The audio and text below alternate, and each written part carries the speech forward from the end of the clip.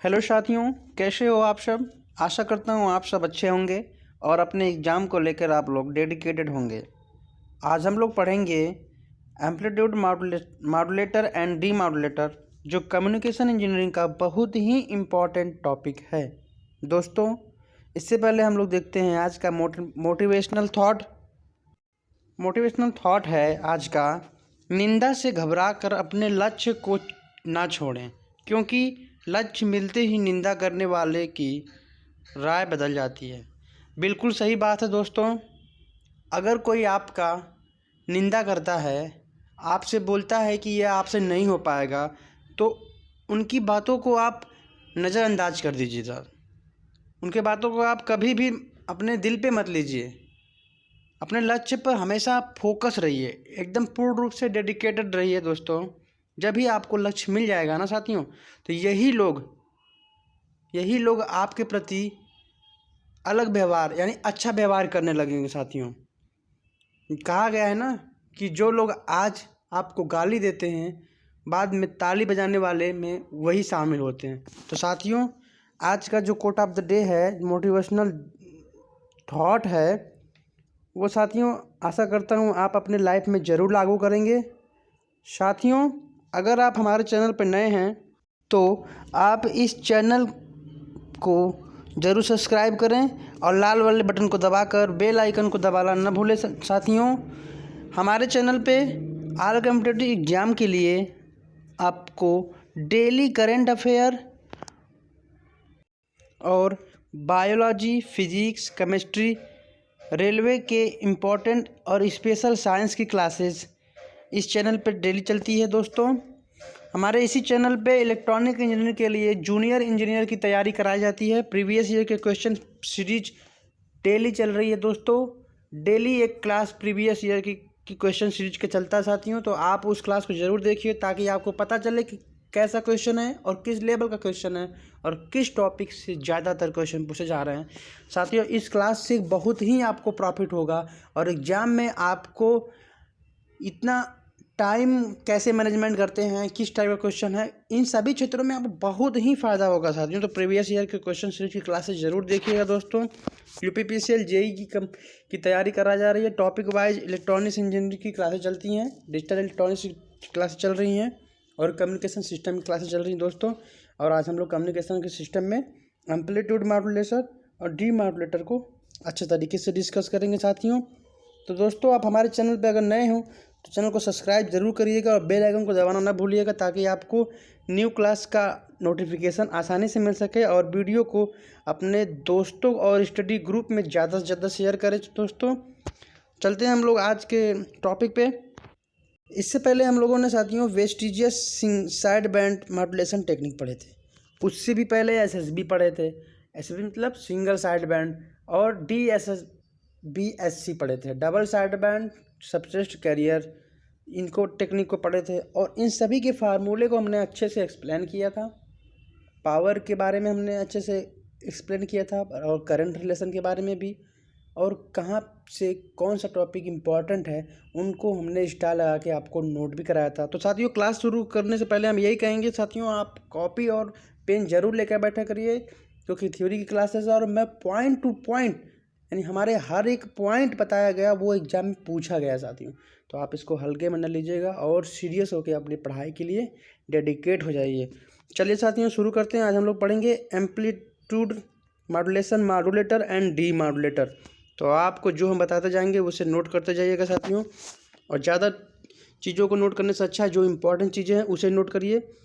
तो दोस्तों, इसमें क्या कहा है, पहला कि square of power law modulation is used for generation of am waves using non linear devices.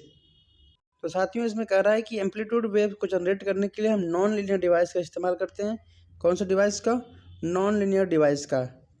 Non linear devices का इस्तेमाल किया जाता है, हम लोग इस्तेमाल करते हैं। तो साथियों, यहाँ पे अगला टॉपिक है switching modulator is also used for generation of amplitude modulation.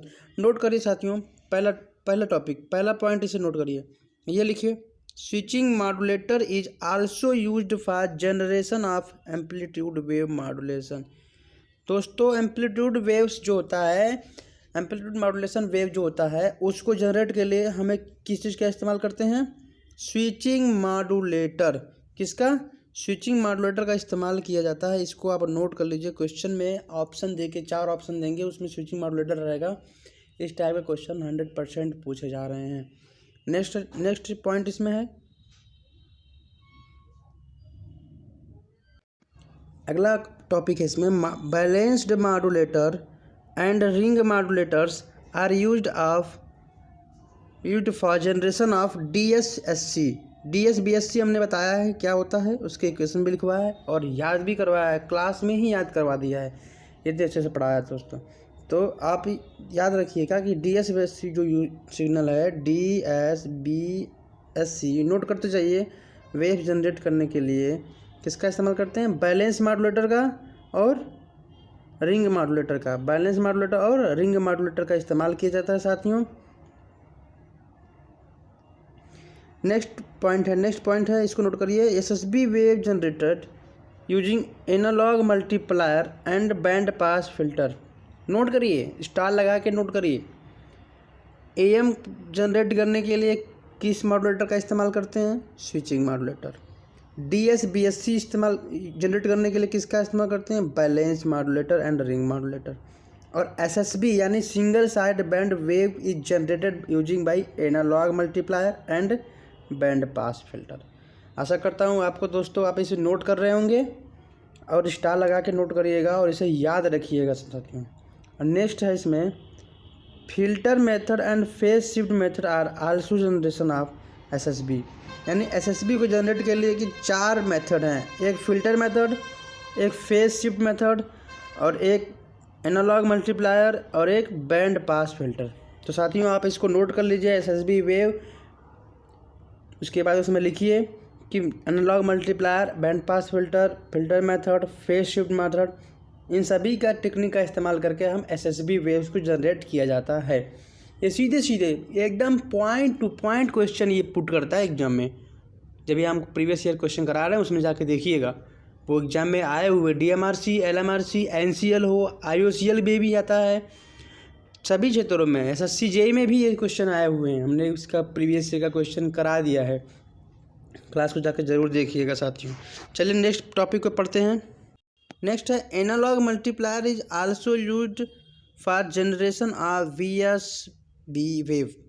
साथियों VSB वेव भी हमने बताया था पिछले वीडियो में, पिछली क्लास जब लिया था कि वेस्टिजियल साइड बैंड टेक्निक, उसको जनरेट करने के लिए एनालॉग मल्टीप्लायर का इस्तेमाल करते हैं। तो सभी टाइप्स के वेव्स को जनरेट करने के लिए किस टेक्निक का इस्तेमाल करते हैं, किस मॉड्यूलेटर का इस्तेमाल करते हैं, इन चीज़ों पे हमने अभी डिस्कस किया। आशा करता हूँ आपने इसको अच्छे से नोट कर लिया होगा और स्टार बना के। चलिए दोस्तों अगले टॉपिक पे चलते हैं। साथियों इसको बताने से पहले हम ये कहेंगे कि आप इसको पहले से स्टार बना लीजिए। क्या कर लीजिए? स्टार बना लीजिए, स्टार। ये बहुत ही इंपॉर्टेंट टॉपिक है, इनवेलप डिटेक्टर। क्या है? Envelope detector. इसका नाम हिंदी में नहीं इंग्लिश में ही यही होगा, इसे आप नोट कर लीजिए, इनवेलप डिटेक्टर। इसका यूज क्यों करते हैं? तो इसका इस्तेमाल detection of amplitude modulation wave यानी AM सिग्नल को डिटेक्ट करने के लिए हम लोग इसका इस्तेमाल किया जाता है। दोस्तों आपको पहले बता दिया था कि MT क्या होता है? मैसेज सिग्नल, ठीक है दोस्तों, और RT क्या होता है? रिसीव्ड सिग्नल, ठीक। तो इसमें एक कंडीशन दिया हुआ है, इसे नोट करिए कि इनवेलप डिटेक्टर में जो कंडीशन है उसके बारे में इसमें लिखा हुआ है, उसको नोट करिए। स्टार जहाँ बनाया है उसे आप ज़रूर नोट करिए, जितने स्टार बनाया है वो इम्पोर्टेंट टॉपिक है, उसे नोट करिए फटाक से। हम AM सिग्नल को जब प्राप्त करते हैं, उसे डिटेक्ट करते हैं, उसके लिए एक रेंज बनाया है। 1/FC is less than RC, RC is less than 1/में W। W क्या है? Bandwidth. Bandwidth of message signal, यानी जो मैसेज सिग्नल उसका बैंडविथ है। और ये FC क्या है? कैरियर सिग्नल की फ्रिक्वेंसी, कैरियर सिग्नल की फ्रीक्वेंसी है, ठीक है दोस्तों, FC, ठीक है। और दोस्तों RC क्या है?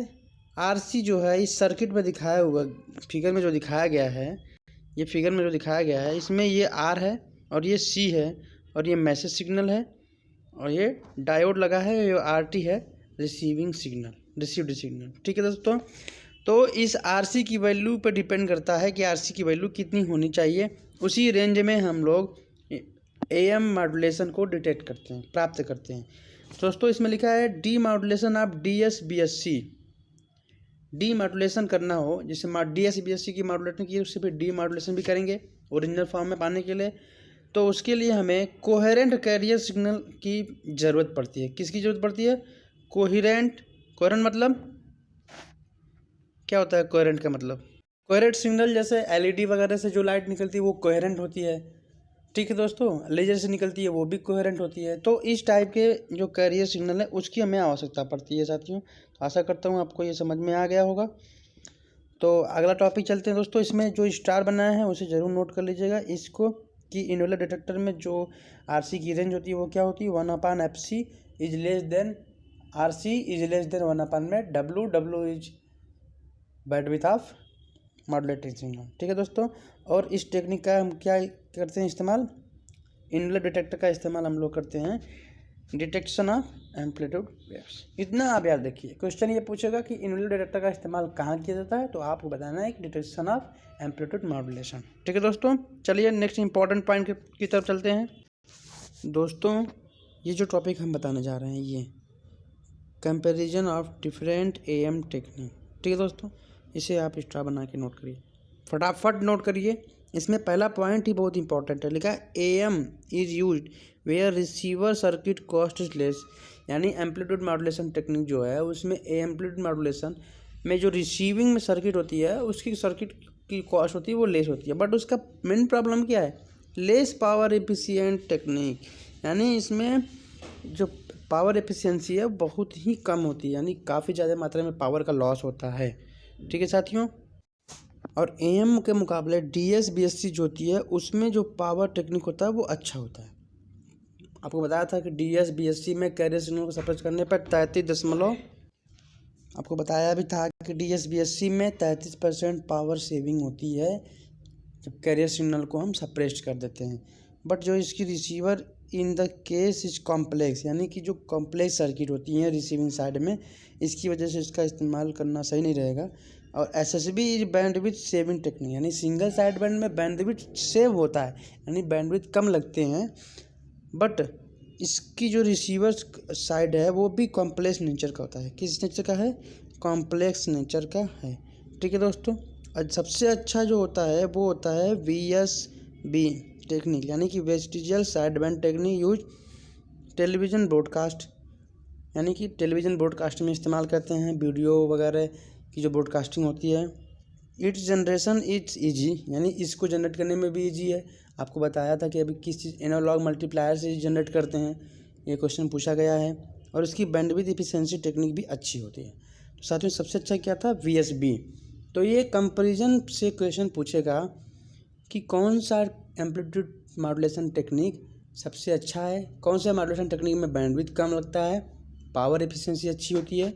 इन सारे से क्वेश्चन पक्का बनते हैं दोस्तों। तो इसे ज़रूर चारों टॉपिक को नोट करिए साथियों, इन चारों टॉपिकों को, ठीक है साथियों। नेक्स्ट आपको एक टेबल दिखाते हैं, उस टेबल को आप बना लीजिए। वो सभी चीज़ों का शॉर्टकट रूप में टेबल में दिखाया गया है।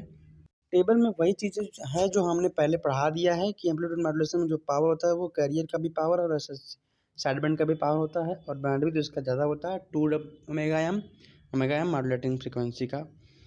और ये इसका जो इस्तेमाल करते हैं वो मीडियम वेव और शॉर्ट वेव में करते हैं। और DSBSC में देखिए पावर बचा, कैरियर सप्रेस हो गया, यानी PC नहीं है, यहाँ से पावर PSB है और बैंडविड्थ ज़्यादा है।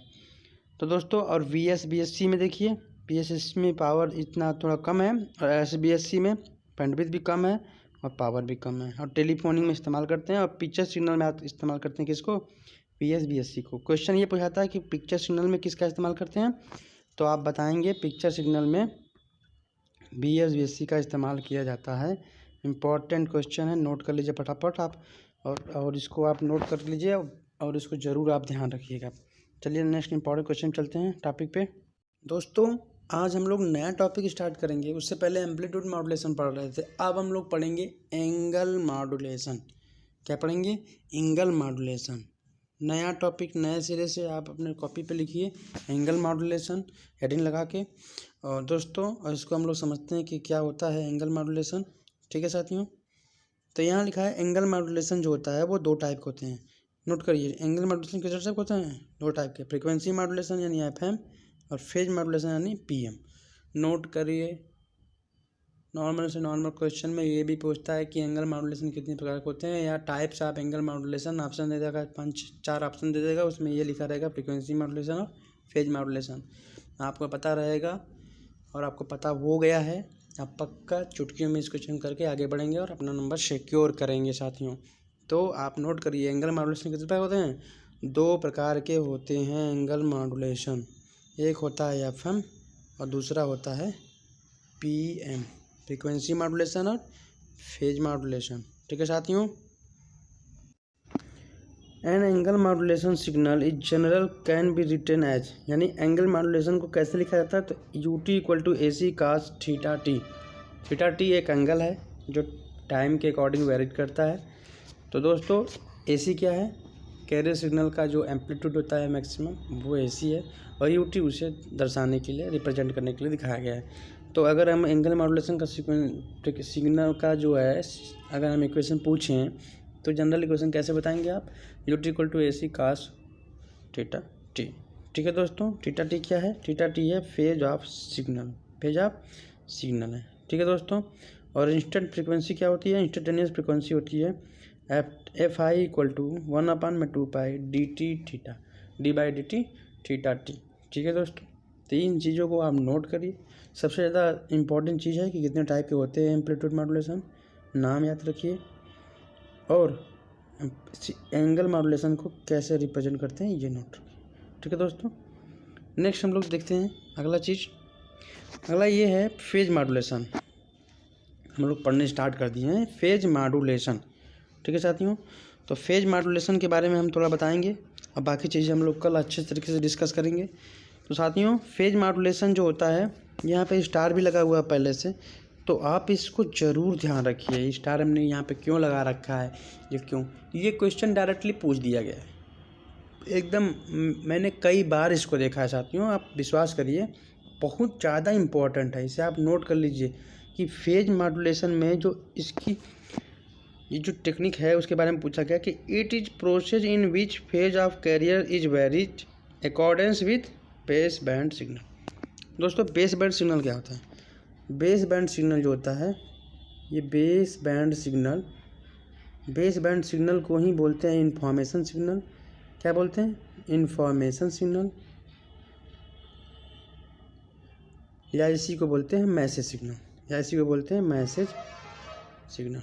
ठीक है दोस्तों, आशा करता हूँ आपको समझ में आ गया होगा। कोई डिफरेंस नहीं है, बेस बैंड सिग्नल बोले, इंफॉर्मेशन सिग्नल बोले, मैसेज सिग्नल बोले, मॉड्यूलेटिंग सिग्नल बोले, ये चारों का एक ही चीज़ है, एक ही नाम है, मतलब 4 नाम अलग अलग हैं एक ही चीज़ दोस्तों। तो इसमें हम क्या समझा रहे थे आपको कि इट इज़ प्रोसेस, यानी इसमें जो सीधे सीधे समझिए कि जो हम लोग मॉड्यूलेशन करते हैं उसमें एम्पलीट्यूड मॉड्यूलेशन सिग्नल जो होता है वो तो पढ़ चुके हैं। इसमें है phase of carrier is varied, यानी कैरियर सिग्नल जो होता है उसके फेज में चेंजिंग आती है, उसके फेज में परिवर्तन करते हैं मैसेज सिग्नल के अकॉर्डिंग, यानी मैसेज सिग्नल के अनुसार हम कैरियर सिग्नल के फेज में परिवर्तन होता है, उसे हम फेज मॉड्यूलेशन कहते हैं। याद रहेगा दोस्तों आपको। एक बार ऐसा रिपीट करिए कि फेज मॉड्यूलेशन वह टेक्निक है, वह प्रोसेस है जिसमें कैरियर सिग्नल की जो फेज होती है वो मॉड्यूलेटिंग सिग्नल यानी इंफॉर्मेशन सिग्नल यानी बेस बैंड सिग्नल के अकॉर्डिंग यानी उनके अनुसार चेंज होता है। आशा करता हूँ आपको ये चीज़ें याद हो गई होंगी साथियों। दोस्तों जैसे हम लोगों ने AM signal, amplitude modulation signal में हम लोग पढ़े, उनके इक्वेशन को, उनके मॉड्यूलेशन इंडेक्स को, उनके power relation, current relation, bandwidth, इन सभी चीज़ों को हम लोग अच्छे तरीके से डिस्कस किए हैं, उनके इक्वेशंस को भी याद किए हैं। उसी तरीके से हम लोग एंगल मॉड्यूलेशन में 2 टाइप के होते हैं, फ्रीक्वेंसी मॉड्यूलेशन, फेज मॉड्यूलेशन। तो हम लोग स्टार्ट कर चुके हैं फेज मॉड्यूलेशन। फेज मॉड्यूलेशन क्या होता है हमने आपको बता दिया है कि जो कैरियर सिग्नल होता है उसकी जो होती है फेज, उसकी फेज को चेंज करते हैं किसके अनुसार? मैसेज सिग्नल यानी मॉड्यूलेटिंग सिग्नल के अकॉर्डिंग। ठीक है दोस्तों, ये तो आपको क्लियर हो गया। अब जो फेज सिग्नल है, फेज मॉड्यूलेटिंग सिग्नल, उसको रिप्रेजेंट करने के लिए एक इक्वेशन दिया होता है। उसको रिप्रेजेंट करने के लिए क्या दिया होता है? एक इक्वेशन दिया होता है, वो उसका इक्वेशन है, उसको हम लोग याद करेंगे और हम अभी यहीं पे याद करवाएंगे आपको दोस्तों, और याद भी हो जाएगा साथियों। क्या लिखा है? S T equal to A C cos omega C T के पी एम टी। एस क्या है दोस्तों? S C equal to A C cos omega C T plus के पी एम टी। ठीक है दोस्तों, एस टी उसे रिप्रेजेंट करने के लिए किसे रिप्रेजेंट कर रहे हैं? Phase modulation signal. A c क्या है? कैरियर सिग्नल की मैक्सिमम एम्पलीट्यूड। ओमेगा सी क्या है? कैरियर सिग्नल की फ्रीक्वेंसी। और के पी क्या है? के पी जो है फेज सेंसिटिविटी है, रेडियन पर volt phase sensitivity k p है। और ओमेगा सी टी के बारे में बताया, कैरियर की फ्रीक्वेंसी है। और एम टी क्या है? एम टी आपको बता दिया है, मैसेज सिग्नल यानी मॉड्यूलेटिंग सिग्नल। अच्छा, आपको पता ही पहले से भी पता होगा, बेसिक चीज़ें हमने बता रहा था क्लास की फर्स्ट क्लास में, हमने बेसिक चीज़ों को बताया है दोस्तों।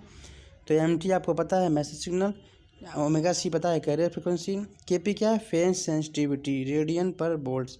ठीक है दोस्तों, तो आशा करता हूँ आपको समझ में आ गया। तो हमारे साथ अपने इस इक्वेशन को रिपीट करते हैं। एस टी इक्वल टू यानी फेज मॉड्यूलेशन की सिग्नल क्या होता है? S T equal to A C cos omega C T plus के पी एम टी। आँखें बंद करके एक बार मेरे साथ रिपीट करिए। S T equal to A C cos omega C T plus के पी एम टी। इसको अच्छे तरीके से नोट कर लीजिए और स्टार जरूर बना लीजिए साथियों। इससे क्वेश्चन कैसे पूछता है ये ज़रूर मैं बताऊंगा।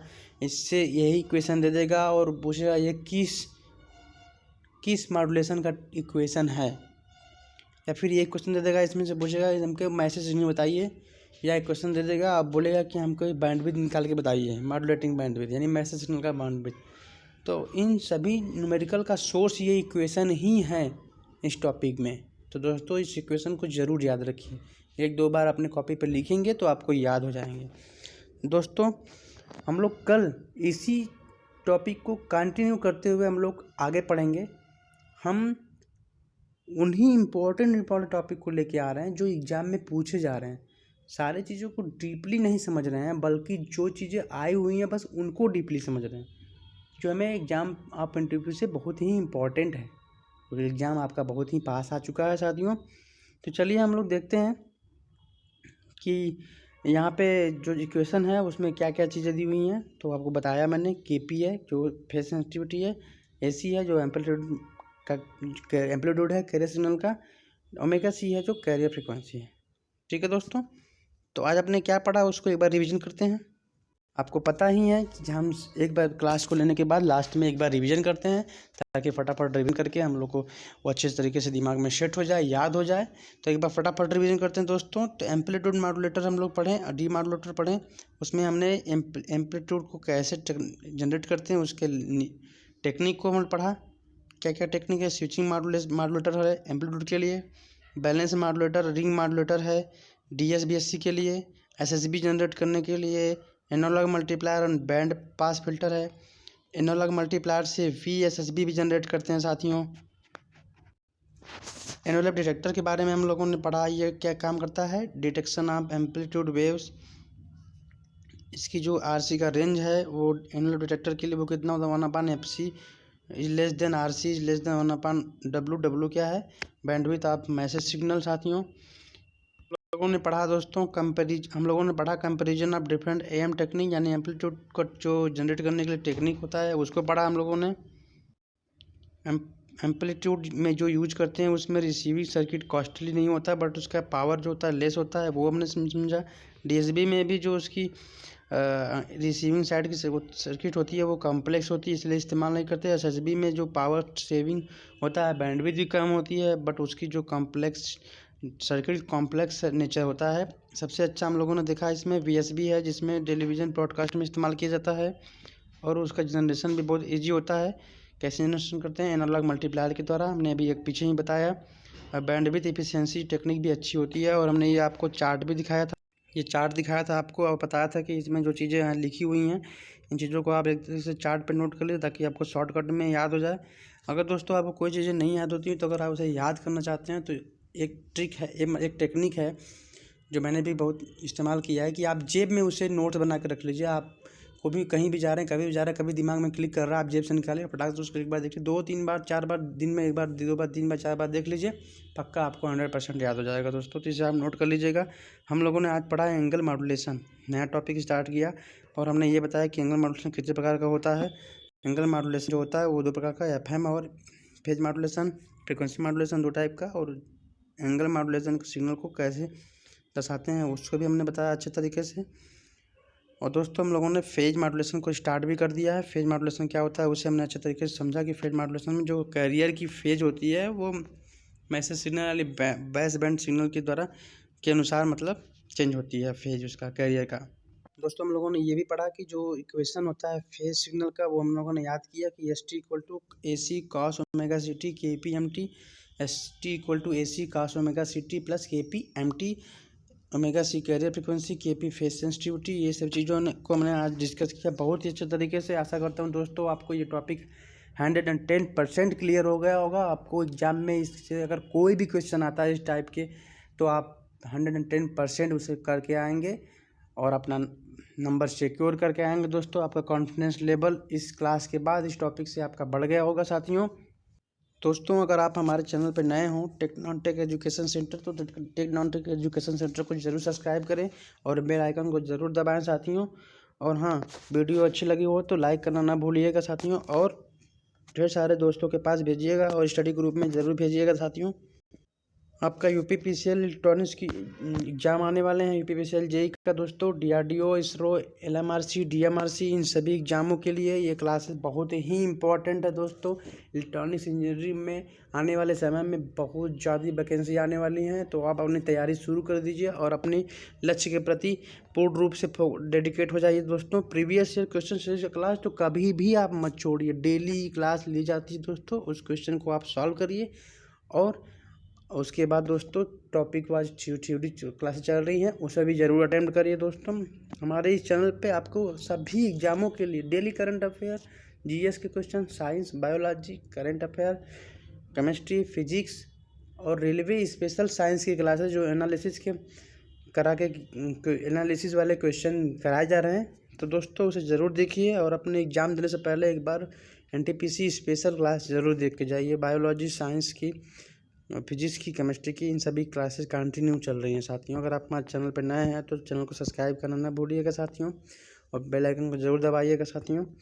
Thanks for watching. मिलते हैं कल इसी टॉपिक को कंटिन्यू करते हुए साथियों। जय हिंद।